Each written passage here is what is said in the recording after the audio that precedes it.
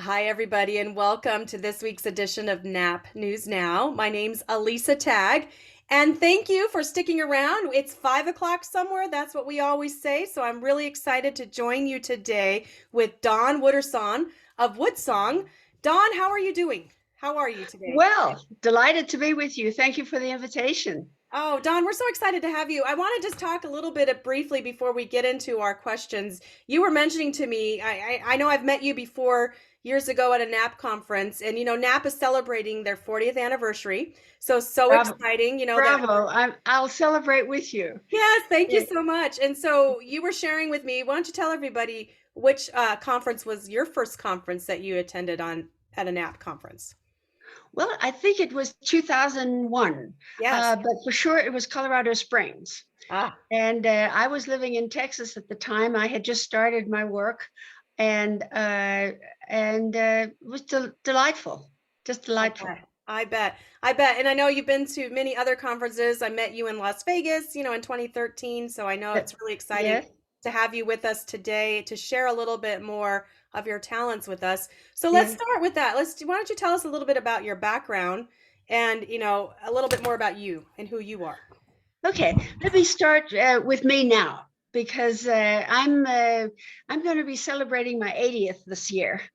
So I'm excited Congratulations. about that. Yes. And A few words about me is semi-retired and I live in Aurora. Aurora is like one of the many cities that's gummed up around Denver. Hmm. And so it's quite a large city, but we all think of ourselves living in Denver anyway. And so when I'm not serving my customers, I'm just, having a good life. I play the piano, I read books, I play sport, I go to art museums and science museums, I go to the Colorado Symphony, and I do all those things. And when I've got spare time, believe it or not, I watch YouTube. There are lectures and documentaries and travel shows and classical music concerts from all over the world. And so that's a little bit of recreation that goes on there. Awesome. But you asked about background, and how about we start going backwards? Okay. So for the last 35 years, I've been in elder care, senior care related issues to two main areas, music and mental stimulation, because I have a background in psych and in music. So I spent a lot of time. I've also taught private studios here in my condo to people from four. The eldest student was 94 and Ah, the youngest was four. So I've had a wonderful time there. Before that, I was a music education professor in universities and I taught music in school and worked a lot as a church musician. And awesome. if I go backwards from that, I started piano in theory when I was 7 and I continued and got 3 degrees, all in music education. But then when I started this work, I did a year in gerontology. And Oh, that was really advantageous. I'm glad I did that. yeah. But in case a lot of the folks are listening are parents and grandparents, I'm going to go back one more stage. Go for it. Okay. I remember vividly the moment when I was 5 years sitting on my grandmother's sofa listening to my aunt practice Chopin polonaises and etudes. And I know then I fell in love with music. Ah. So I would have been 4.5 or so at the most. So to all of you folks who are looking after kids, just remember that. That's awesome. Thank you for sharing that. Very cool. I love that. I love how you compartmentalized everything and you have done an amazing amount of things in your life. Dawn, that's amazing all the things that you've done between music and gerontology and psychology and mental stimulation. That is just awesome. Thank you so much for all you've done in your Well, communities and for the profession. teaching is being able to teach is such a gift. It's a wonderful privilege. Oh, beautiful. And so you started WoodSong. So tell us a little bit more how that became about. Okay, so let's start with WoodSong first. And for those folks who are listening who are entrepreneurs, I'll just say that WoodSong Publishing is my sole proprietorship, which allows me to handle income and expenses legally. Mm, good to know. You've That's got you've got important. to set up a business. And I went to the Small Business Development Center when I started. I was living in Waco, Texas, and man, they helped me learn the ropes because Awesome. I was clueless. I had lived in the shelter of schools and universities and businesses where everybody made all these decisions about retirement and healthcare, et cetera, and how to do taxes, et cetera. Well, the Small Business Development Center, I recommend to anybody who's starting any kind of side business. So that's what WoodSong is. And I think I started to prepare for WoodSong when I was a kid. As I told you, I really started a long time ago. But what had happened was that I was in my late 40s and I had taught university and I burned out. Long story. And I was checking out options and somebody said to me, well, Dawn, why don't you go and play? My wife is nursing at this county nursing home. They've got a piano there and they would just love to have you go out there and play. And I thought, oh, why not? Yeah. And essentially, that's how I started. Oh, wow. And I decided to play, tunes like this. I'll give you a couple of examples, okay? That's great. Let's hear it. Let's see if we can change this a little bit here. Perfect. Yep, we can see that. Is that good? Yes, we can see the keyboard. Awesome. I'll just play one-liners, like sort of name that tune. Okay.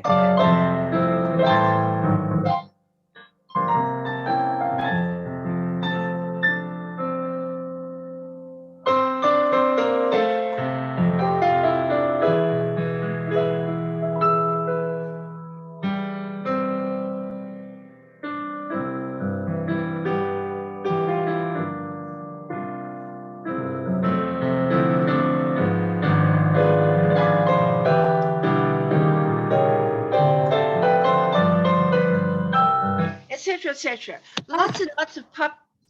Yeah. Wait, I got it lost. You're here though. I can hear you. I'm there. Yes. Okay. Lots and lots of popular songs. Yes. Because I was a preacher's kid and I had grown up with church music and I knew it. I could do it at 3 o'clock in the morning with my hands tied. And I was tired of it. And I wanted to play this other stuff. So what happened though is I'd be playing all of this stuff and just finished Alexander's Ragtime Band, and there'd be this moment of silence and somebody would say, can you play? And I thought, oh, I know, it's going to be How Great Thou Art. Yes. Because of him, because he lives, all the hymns, Rock of Ages, Amazing Grace. And I thought, now we advertise this program as a secular music program. And now somebody wants to sing hymns and maybe somebody will be a little offended or uncomfortable. What shall I do? What shall I do? What shall I do? So I would ask the group and I'd say, is it okay? And they say, oh, yes, yes, yes. And that happened so many times that I was left every time with, what do these songs mean to these people in these circumstances? Huh. And this question was sort of like, it sort of found a living spot in my head day and night. What do these songs mean to these people in these circumstances? Because I'd play the hymn and the room changed, Alyssa. You could feel the vibes, you could feel the ambience of the room change. And I thought, I'm going to have to rethink this whole business about the fact that I'm not going to play hymns. And so that was the catalyst for my growth and work to get the whole thing started. Wow, that's amazing. And I just loved watching your hands on the keyboard. You really have great skill on there. It was so fun to hear those songs. I caught a few of them. I guess I'm not very good at my music trivia like I thought I was, but I did figure out a couple of them. Well, listen, believe me, I was the one that had to learn a lot of songs when I started. I bet you did. Especially if you're going to take requests, right? I mean, you got to know. I could not have done it without all the activity directors who helped me. Oh, that's amazing. Because they were terrific. I mean, I came to them, I said, look, I've got the chops, I can do the music, but tell me what to do. Right. And there were some wonderful people. I started in Waco, Texas, and there were some wonderful people there that I worked with. Awesome. So have you had any challenges along the way with the program? I thought about that whole issue of what was good and what was not so good. And There have been many, many, many, but I would like to focus on one because I think it affects all of us. Hmm. We all face the same the challenge, and that is that we like to do our programs in a space that is quiet and is free of visual distractions. You're laughing, you know exactly what I'm saying, right? Yep. And I'll tell you, Alicia, I have gone to national conferences like American Healthcare Association. I go to all the architects' booths Yeah. and I look at their floor plans and I start to talk to the architects. And by the time the end of the conversation is the architect said to me, "Oh, I never thought about that." It's the same story. Right. They're not designed with some of our activities in mind. And so we have to work within the limitations of the architecture of the building. So from a musician's point of view, we all know what background music is. I sat and played lots of background music for Christmas parties and fashion shows and you name it what. Mhm. That's fun, it's needed, it's necessary. But when we want to harness the power of music for therapeutic or palliative care, the music's got to be in front. It's got to be the main event without the sounds and without other distractions. It's the same thing as if we had somebody like reading the news or doing a mental stimulation activity, all of that stuff that we do in activities and life enrichment. So it's absolutely wonderful to work in an environment where you have no extraneous sounds and you don't have people walking through the middle of this thing at the wrong moment, you know. And that's happened many, many times for me. You've got all the staff and all the visitors are on the same page and they show respect for the clients and they show respect for who's leading the session. Right. It just doesn't happen all the time. Mm-mm. That is a big And challenge. so that has been my biggest challenge to try to communicate. And some time ago, I thought, okay, I'm going to take the complete perspective of my experiences in various states where I've lived and worked, and I'm going to put them into a book and try to write something that looks like this. It's called Musicians in Health and Social Services, Mhm. and it's a manual that I wrote so that activity directors can do staff development in their own areas without knowing anything about music. Oh, wow. In other words, this is what the problems are. Yeah. Because my argument was that the activity directors were kind enough to help me, and they were kind enough to listen to me. And so when it worked, it was because we talked to each other Yes, right. and we respected each other. But that didn't happen often enough. Yeah, you yeah. know so this is a piece that I wrote, and then from that, about 10 years ago, I put this piece in creative forecasting, and Marianne Claggett and the others gave me permission to do a reprint, musicians and activity directors working in harmony, how to get everybody on the same page. Because what happens, unfortunately, is that staff frequently don't realize that they might be down the hall, but a hallway acoustically functions like a megaphone. Mhm. Mhm. And the sound is louder out in the activity room than it is in the hallway. Or maybe the session is in the dining hall and the kitchen is right there. Well, the kitchen staff are working hard. They don't know that we're having a session. Right, So right. it's a matter of communication. So Oh, anyway, I've tried to work on that, and I can't tell you how wonderful it is to have those experiences where everybody's on the same page. But I'll tell you one. I drove up to Greeley, northern Colorado, for about 3 years or so. It's about a 70-mile trip, and I did it every 2 weeks. The staff was just awesome up there.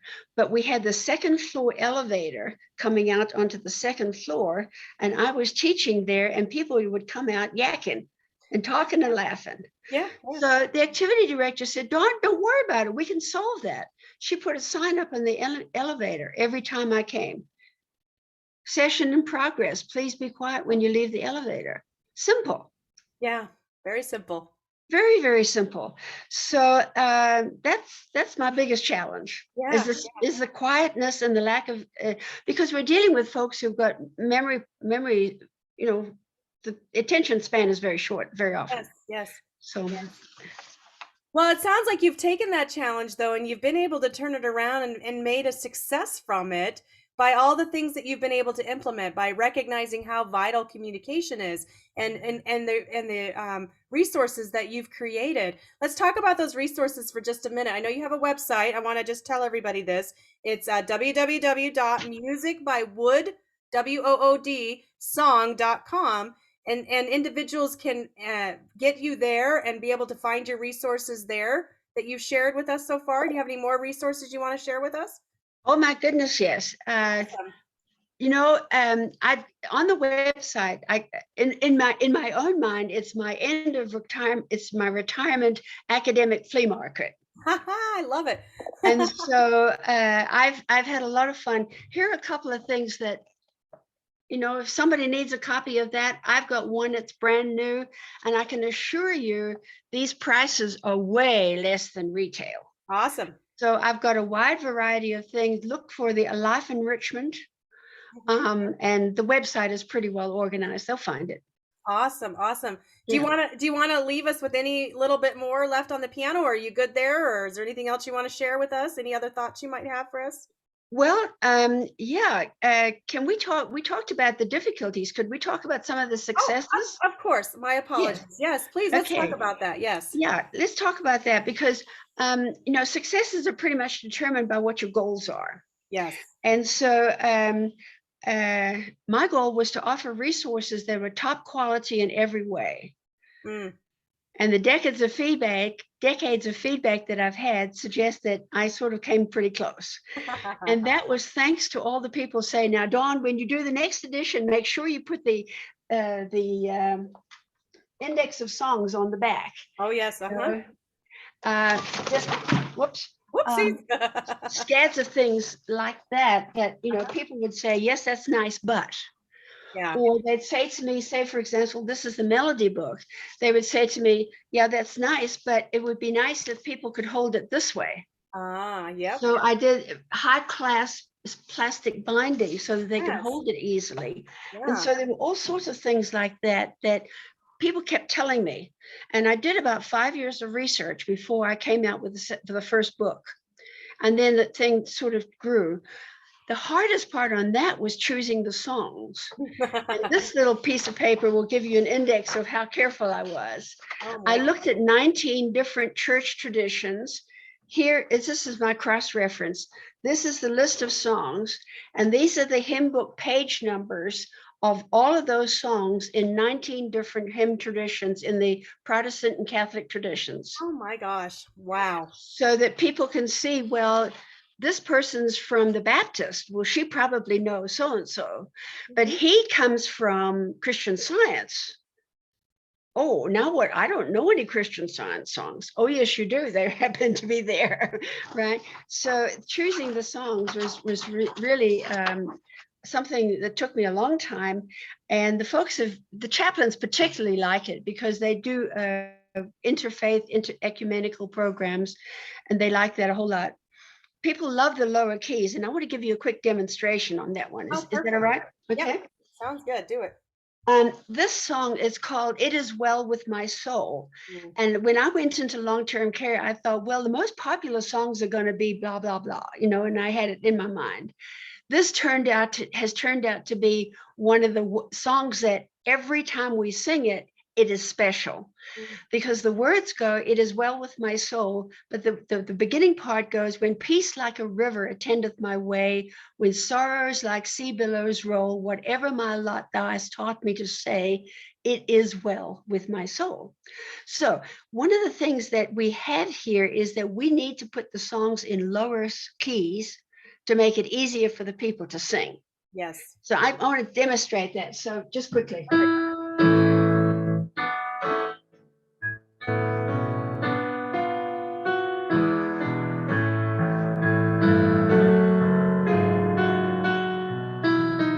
So the tune goes like this. That's the top note. Mm-hmm. Taught me to say, right? Taught me to say. Well, if the accompanist comes into our communities and plays it in the standard hymn book, they're going to play it not in what the key that I've got it in. They're going to play it in a different key, and the top note, instead of being there, it's going to be. I like that. Yeah. And that's just a little uncomfortable for most people. Yes. Very much. Okay, just much uncomfortable. So it's tremendously important to have it lower, and that's one of the main assets of the whole Songs of Faith program.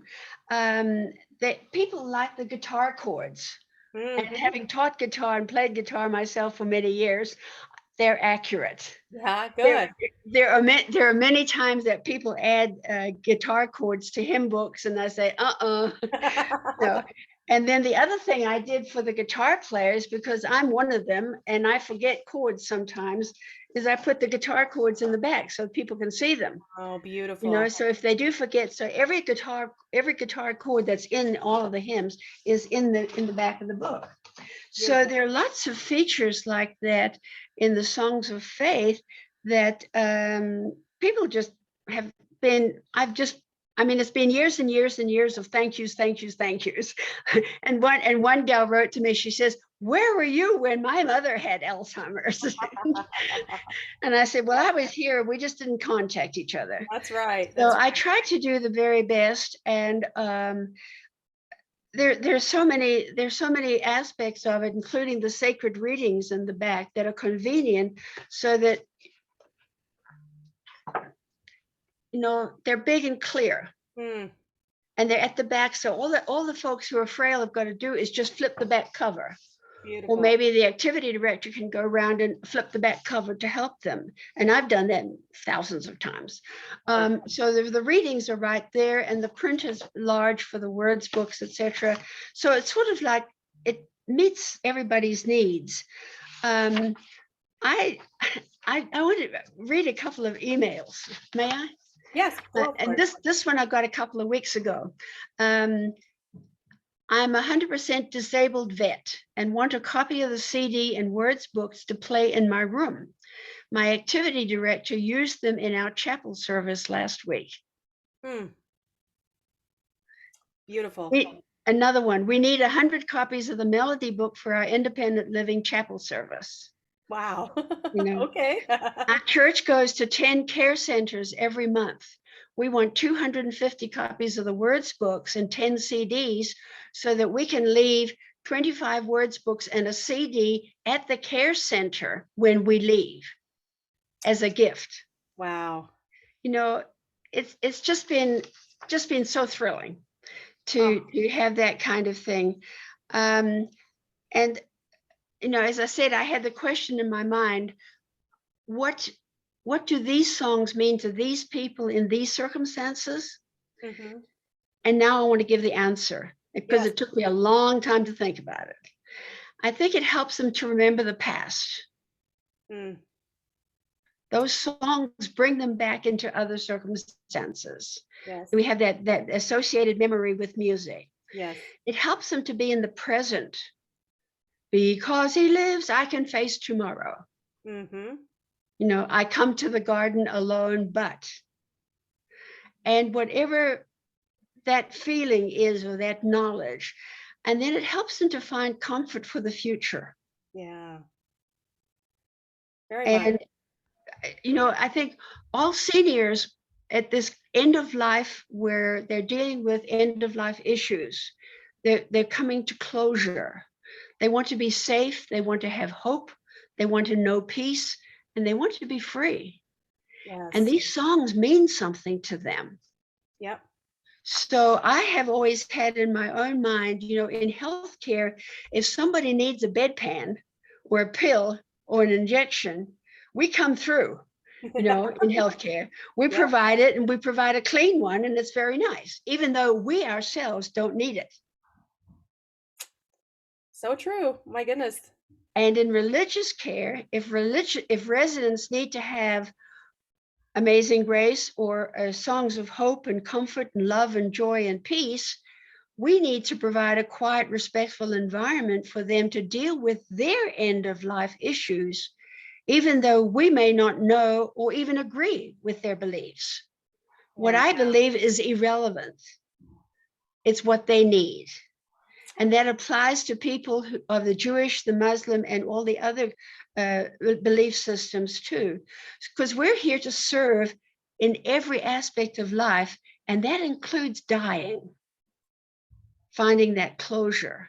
Mm. So that's where I feel I've got all these stories from a gajillion years of doing this, and I know that Songs of Faith helps a little bit.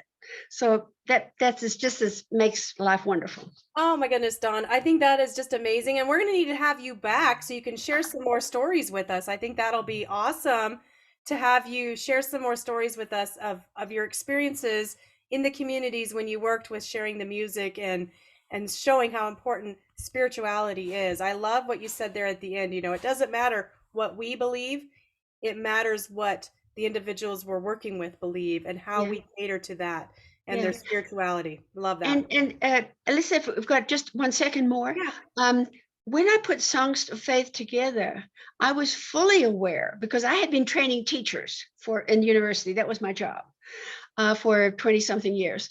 I was fully aware that people coming into the field need a resource that will work for them. Yes. It'll do all of the work.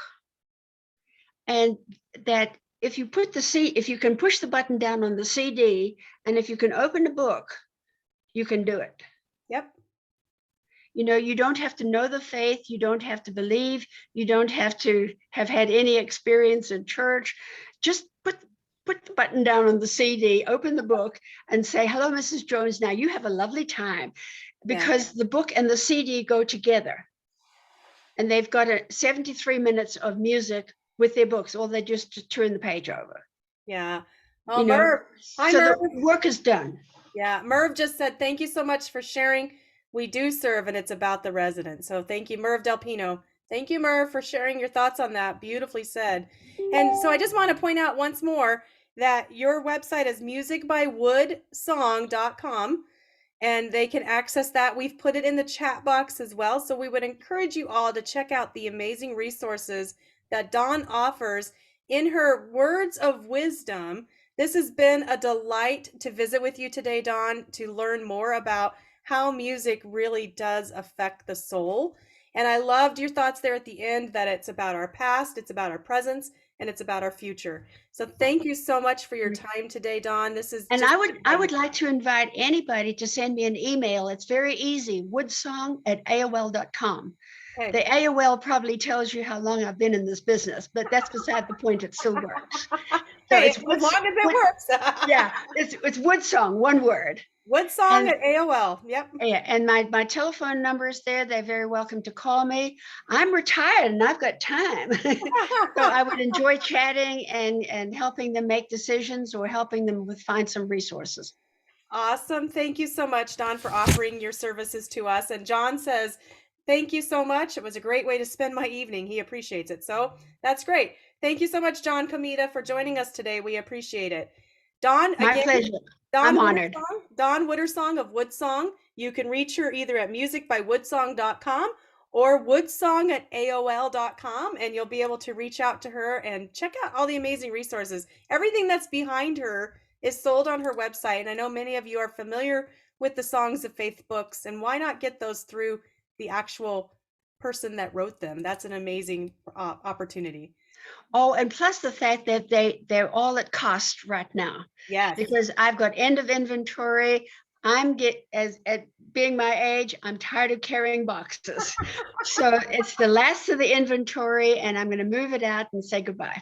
Yay! Well, it's a big But closeout sale, so everybody better act now and yeah, act quickly. yeah. At least if I can mention, the CDs are only $6, Oh my and gosh. the words books are 2. What? I'm going to get on there quick before So everybody else beats me to it. everything is at cost. There's no profit in it anymore, and I'm just passing it on to the colleagues, and colleagues around the country are taking advantage of it, and it's going fast. So when the inventory is gone, it's gone. Oh, well, thank you so much for being a pioneer in our industry, Dawn. We really appreciate you. It's been thrilling, and I say a special thank you to NAAP Oh, because you do the accreditation in all the state conferences, and I have had a blast teaching at many of the state conferences. well, So thank you. thank you to all of your work. It's sort of like behind the scenes in many ways, and much appreciated. And I salute you all for what you're doing now. Thank you. Well, everybody, thank you so much for joining us this afternoon, this evening. This is Dawn with Dawn of WoodSong. And next week, we'll be back to talk a little bit more with our next guest, and we hope you will join us. In the meantime, we hope you will stay safe and stay sane and take care of yourselves. All right, everybody, have a great rest of your evening. Bye bye. Bye.